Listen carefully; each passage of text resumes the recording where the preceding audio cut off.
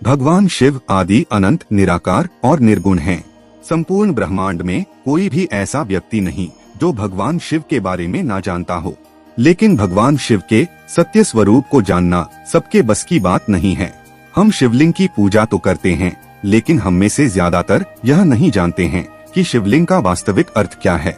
शिवलिंग क्यों पूजनीय है? शिवलिंग का आकार ऐसा ही क्यों है? शिवलिंग का शाब्दिक अर्थ क्या है और शिवलिंग से हमें क्या बोध मिलता है?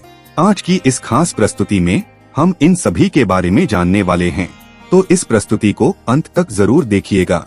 बहुत से लोगों ने शिवलिंग का गलत अर्थ बताकर लोगों को भ्रमित कर रखा है, लेकिन सबसे ज्यादा आश्चर्य की बात तो यह है कि इस षड्यंत्र में कुछ विदेशी लोगों के साथ साथ हमारे देश के लोग भी शामिल हैं। इन लोगों ने शिवलिंग का बहुत ही गलत अर्थ निकाल रखा है, लेकिन सच्चाई ज्यादा देर छिपी नहीं रह सकती। आज के बाद आपको शिवलिंग का वास्तविक अर्थ और रहस्य पता चल जाएगा, और साथ में यह भी पता चलेगा कि शिवलिंग भारत, इजिप्ट, चाइना, एलियंस और पूरे ब्रह्मांड में क्यों पूजनीय है। तो इस प्रस्तुति में अंत तक जुड़े रहिएगा।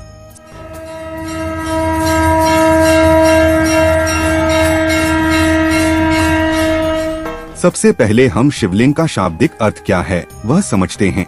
शिवलिंग में शिव का अर्थ होता है परम शुद्ध चेतना, परमेश्वर या परमतत्व, और लिंग का अर्थ होता है निशान, चिन्ह, प्रारूप, लक्षण और प्रतीक, और शिवलिंग का अर्थ है भगवान शिव परमतत्व का चिन्ह या प्रतीक। अब हमें यह भी पता होना चाहिए कि संस्कृत में जनन अंग के लिए शिश्नम शब्द प्रयोग होता है, लिंग शब्द का प्रयोग कभी भी नहीं होता है। अब हम लिंग के कुछ अन्य अर्थ जानते हैं। लेते यस्मिन इति लिंगम। लिंग पुराण के इस वाक्य में बताया गया है कि सारे संसार की उत्पत्ति और लय जिसमें हो उसे लिंग कहते हैं। शिव शक्तोष्ट विचिन्हस्य मेलन्म लिंगमुच्यते। शिव पुराण की विदेश्वर संगीता के इस वाक्य में कहा गया है कि शिव और शक्ति का मेल ही शिवलिंग है। आइए अब हम जानते हैं कि शिवलिंग वास्तव में क्या है। शिवलिंग को जानने के लिए हमें सबसे पहले शिव और शक्ति यानी कि पुरुष और प्रकृति को जानना बहुत जरूरी है। शिव आगमों में शिवलिंग को शिव और शक्ति कहा जाता है। वेदों में पुरुष और प्रकृति कहते हैं। विज्ञान उसे गॉड एंड एनर्जी कहता है। हालांकि विज्ञान गॉड को नहीं मानता है। विज्ञान कहता है कि प्रकृति यानी कि सभी भौतिक पदार्थ मूल रूप से एनर्जी ही हैं। और विज्ञान ने हमें सूत्र दिया है E=mc²। विज्ञान का यह भी कहना है कि प्रकृति ऑटोमेटिक है। यह दिन रात जन्म मृत्यु सब प्रकृति ही करती है, ईश्वर का इसने कोई हस्तक्षेप नहीं है। जबकि हमारा वैदिक धर्म कहता है कि प्रकृति यदि ऑटोमेटिक है तो उसे ऑटोमेटिक बनाने वाला भी कोई है। सृष्टि निर्माण के बारे में विज्ञान हमें बिग बैंग थ्योरी देता है, लेकिन बिग बैंग से पहले क्या था उसके बारे में विज्ञान मौन हो जाता है। विज्ञान हमें यह भी नहीं बताता है कि बिना स्पेस के, बिना प्रकाश के कोई भी चीज संभव ही नहीं हो सकती है, तो बिग बैंग कहाँ हुआ था। लेकिन हमारे वैदिक धर्म में बिग बैंग से पहले क्या था उसकी भी बात की गई है। अब हम प्रकृति की बात करते हैं। प्रकृति का मतलब यह नहीं है कि जो हमें दिखाई देता है। प्रकृति का मतलब होता है कृति से पहले, यानी कि बिफोर क्रिएशन, यानी कि सृजन से पहले जो स्थिति थी वह कहलाती है प्रकृति। प्रकृति में सब कुछ पैदा करने की क्षमता है, वो जो चाहे पैदा कर सकती है, और इसीलिए प्रकृति को सर्वकर्ताएं कहा जाता है। जो भी संसार में पैदा होगा वह प्रकृति से पैदा होगा। जो चीज जहाँ नहीं है वह वहाँ से पैदा नहीं हो सकती। X निहिलो निहिल fit. विज्ञान के इस मूल सिद्धांत को हमारे वेदों में हजारों साल पहले ही बता दिया गया था। Out of nothing, nothing is produce from zero, can be zero produce, something can produce something. इसका मतलब कि समथिंग समथिंग को प्रोड्यूस करती है, मतलब कि समथिंग यानी कि प्रकृति एक्सिस्ट करती है। इसीलिए कहा जाता है कि प्रकृति अनंत है, इन्फिनिट है। नास्तो विद्यते भावो, ना भावो विद्यते सतः। जो चीज जहाँ पर नहीं है वहाँ से वह चीज निकल ही नहीं सकती। ऐसी प्रकृति 3 गुणों से युक्त है, सतोगुण, रजोगुण और तमोगुण। जब यह तीनों गुण सामय अवस्था में होते हैं तो दुनिया में कोई भी चीज पैदा नहीं होती, क्योंकि प्रकृति में जड़ता है, चेतनता तो उसमें है ही नहीं। अब कोई चीज पैदा हो इसीलिए प्रकृति में चेतनता होनी जरूरी है, और इस प्रकृति को एक्टिवेट करता है पुरुष। पुरुष यानी प्योर चेतना, जिसे हम शिव तत्व कहते हैं। और इस पुरुष में जड़ता नहीं है, भौतिकता नहीं है, ना कोई परिवर्तन हो सकता है और ना कोई बदलाव आ सकता है। जब से वह जैसा है तब से वैसा ही है। पुरुष एक प्योर चेतना है, प्योर प्रकाश है। अब प्रकृति यह चाहती है कि मैं किसी तरह से अपने आप को व्यक्त करूं, मेरे अंदर प्रकट करने की शक्ति तो है, लेकिन प्रकट कैसे करूं? चेतना नहीं है, रास्ता पता नहीं है, ऑटोमिकता नहीं है। और वह पुरुष सोचता है यह रियलाइज करने के लिए मुझे कोई ऐसा माध्यम चाहिए कि मैं अपने आप को जान सकूं। और जब पुरुष और प्रकृति, शिव और शक्ति, गॉड एंड एनर्जी का सहयोग होता है तो सब कुछ प्रकट होने लगता है, सृजन होने लगता है, अणुओं का मटेरियल बनने लगता है, अणु आपस में जुड़ने लगते हैं, ब्रह्मांड बनने लगते हैं, देवी देवता प्रकट होने लगते हैं, जीव सृष्टि जन्म लेने लगती है, दिन और रात होने लगते हैं और यह सारी सृष्टि ऑटोमेटिक बनने लगती है। और उसको ऑटोमेटिक बनाने वाला वही पुरुष शिव तत्व है। पुरुष और प्रकृति, शिव और शक्ति के मिलन को चिन्हित करने के लिए शिवलिंग का सृजन हुआ है। अब यह याद रहे कि शिव कोई ऐसा व्यक्ति नहीं है जो इस सृष्टि में कहीं निवास कर रहा हो। शिव चेतना की परम अभिव्यक्ति है जिसके आगे कोई विभाज्यता नहीं है। एक अस्तित्वहीन अस्तित्व, नाम और रूप से परे अस्तित्व, और इस निर्गुण अनंत शुद्ध चेतना को शिवलिंग के माध्यम से दर्शाया जाता है।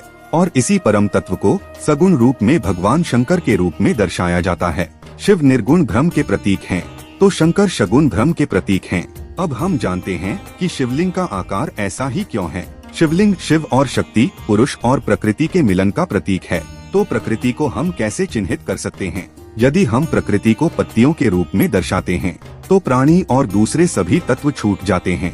यदि हम प्रकृति को मनुष्य के रूप में दर्शाते हैं तो भी प्रकृति को पूर्ण रूप से नहीं दर्शा पाते हैं, क्योंकि प्रकृति अनंत है और इस अनंत और विशाल प्रकृति को दर्शाने के लिए जाने वाला प्रतीक भी विशाल होना चाहिए, जैसे कि गैलेक्सी या ब्रह्मांड। और प्रकृति को ब्रह्मांड के रूप में दर्शाना एकदम सटीक है, क्योंकि उसने प्रकृति के ज्यादातर सभी तत्व शामिल हो जाते हैं।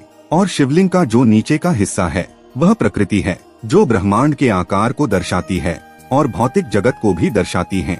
अब शिवलिंग का ऊपर का हिस्सा ऐसा क्यों बनाया गया है? तो आज भी जब हम परम तत्व को दर्शाते हैं तो उसे एक ज्योति के रूप में दर्शाते हैं। और इस परम शुद्ध चेतना शिवत्व को ज्योति रूप के सिवा और किसी रूप में दर्शा ही नहीं सकते। और भारत में जो 12 स्वयंभू शिवलिंग है उन्हें भी ज्योतिर्लिंग ही कहा जाता है। और श्वेत ज्योति रूप होने के कारण ही भगवान शिव को कर्पूर गौरम, कपूर के जैसे गोरे वर्ण के कहा जाता है। और जब शिव और शक्ति के इन प्रतीकों को एक रूप करके उन्हें पत्थर पर उकेरा गया और जो प्रतीक हमारे सामने आया वह है शिवलिंग। अब हम जानते हैं कि शिवलिंग क्यों पूजनीय है और शिवलिंग से हमें क्या बोध मिलता है। शिवलिंग भगवान शिव और माता आदि शक्ति का प्रतीक तो है ही, और शिव और शक्ति से परे कोई चीज हो ही नहीं सकती। और इसीलिए सभी देवी देवता, ब्रह्मा, विष्णु और शंकर शिवलिंग में ही निहित है। और इसलिए शिवलिंग का पूजन करने से सभी देवी देवताओं का भी पूजन हो जाता है। जब हम शिवलिंग को नमन कर रहे होते हैं तब उस पुरुष अर्थात परम चेतना को नमन कर रहे होते हैं। शिवलिंग से हमें बोध मिलता है कि जिस तरह से पुरुष यानी कि शिव इस प्रकृति के मध्य में रहते हुए भी प्रकृति में लिप्त नहीं होते, उसी तरह हम जीव भी इस शरीर रूपी प्रकृति में रहते हुए शिव की तरह प्रकृति रूपी शरीर के मायाजाल में लिप्त नहीं हो जाना है। हमें जीव से शिव बनने की कोशिश करनी चाहिए और हमारी चेतना के स्तर को ऊपर उठाना चाहिए। अब यदि पृथ्वी पर से सभी मानव सभ्यताएं नष्ट हो जाएं और मानो की सारी पृथ्वी ही नष्ट हो जाए तो क्या भगवान शिव और शिवलिंग रहेंगे या नहीं? और मानो की सारी पृथ्वी नष्ट हो जाती है और लाखों साल बाद किसी दूसरे ग्रह पर नई सभ्यताएं विकसित होती है तो उनमें से इजिप्ट जैसी कोई सभ्यता जब सृष्टि के मूल कारण का पता लगाएगी तो वह शिव और शक्ति को अंग के रूप में चिन्हित करेंगे, जिसमें अंग का नीचे का हिस्सा शक्ति को दर्शाता है और ऊपर का हिस्सा परम शुद्ध चेतना शिव को दर्शाता है। और चाइना जैसी कोई सभ्यता शिव और शक्ति को यीन और यांग के रूप में चिन्हित करेंगे, जिसमें काला रंग प्रकृति को दर्शाता है और सफेद रंग शिवत्व को दर्शाता है। अब सवाल यह बाकी रहता है कि क्या एलियंस भगवान शिव को मानते हैं? तो एलियंस भी भगवान शिव को मानते ही होंगे, क्योंकि भगवान शिव यूनिवर्सल हैं।